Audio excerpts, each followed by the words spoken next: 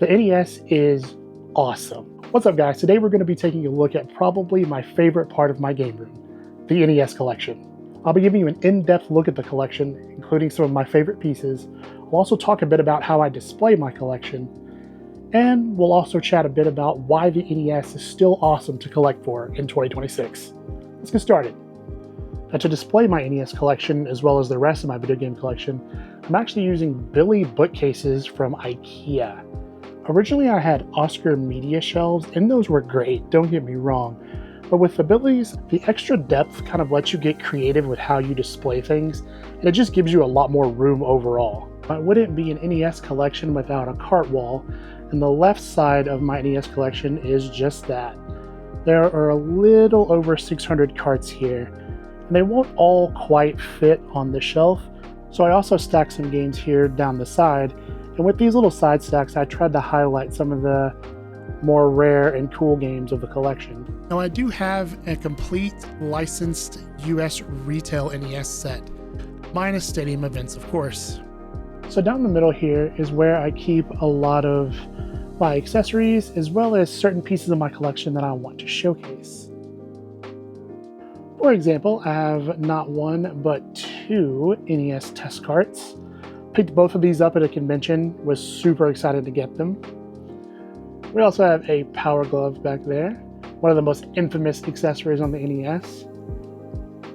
And I also like to use this space to showcase some of the absolute bangers on the NES.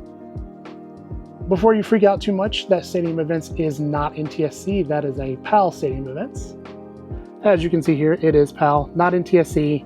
There's about a $20,000 difference between this and an NTSC copy. Another great convention pickup was this big box stack up, and it's all in there. See the old top-loading control deck there at the back? It's another thing I really liked about the Billy bookcases is you can really stack things in front of other things and still display things. You can really use the depth to your advantage. We have more NES accessories, the legendary Game Genie, the laser scope, made famous by the angry video game nerd, the Foursquare there. Tucked behind all this stuff is probably one of my favorite accessories growing up, the NES Advantage. Now, I do own a couple of graded NES games, and I know how people feel about graded games, but personally, I really like the way they look on the display, and I feel like it does set the collection off a little bit. The graded games I do have are Monopoly, RBI Baseball here, and we also have a 9.4 A+ Zelda 2 that I got from my good buddy NES. Over here on the right side is one of my favorite parts of the collection, the box stuff. I have about 150 boxes, and I've got some pretty sweet games in here. I decided to lay them on their side instead of vertically, because that way I could save a little space. Here we have all 6 NES Mega Man CIB. Was even able to snag a Mega Man 10. I have been working on finding all of the black box games CIB. I think I'm currently sitting at about 18, so we still got a ways to go. I'm also proud to say I do have all 3 Ninja Gaidens, one of the best action platformers on the NES.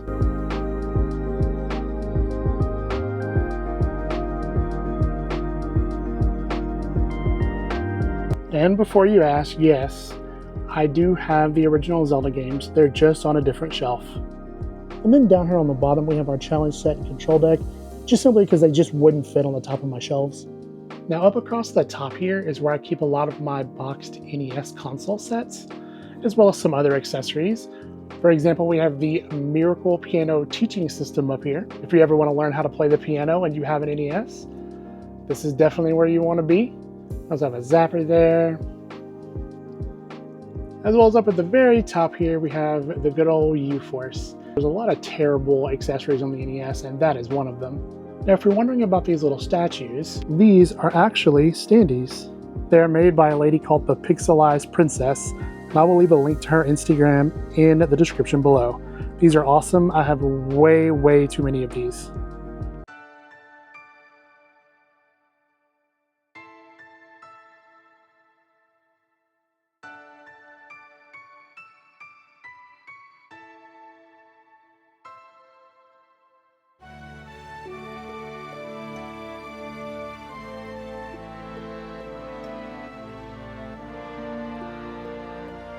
Now, is the NES worth collecting for in 2026? In my opinion, absolutely. Even people who didn't grow up with the NES recognize these little gray carts, and some of the most iconic franchises got their start right here on the NES. And honestly, you don't have to be a complete psycho and go for a full set like I did. You can build a really great NES collection and not break the bank. Also, people are still making games for the NES, and there are some absolutely amazing homebrews that you can find on Kickstarter. I hope you've had as much fun seeing my collection as I've had showing it to you.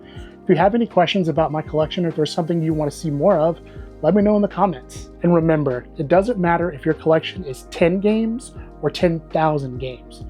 Your collection is awesome, and you should be proud of it, and don't be afraid to show it off. Send me DMs of your collections. I love seeing people's collections. I love seeing people getting into collecting and starting to be passionate about this system that I have so much love for. Well, that's all I've got for today. We'll see you in the next one.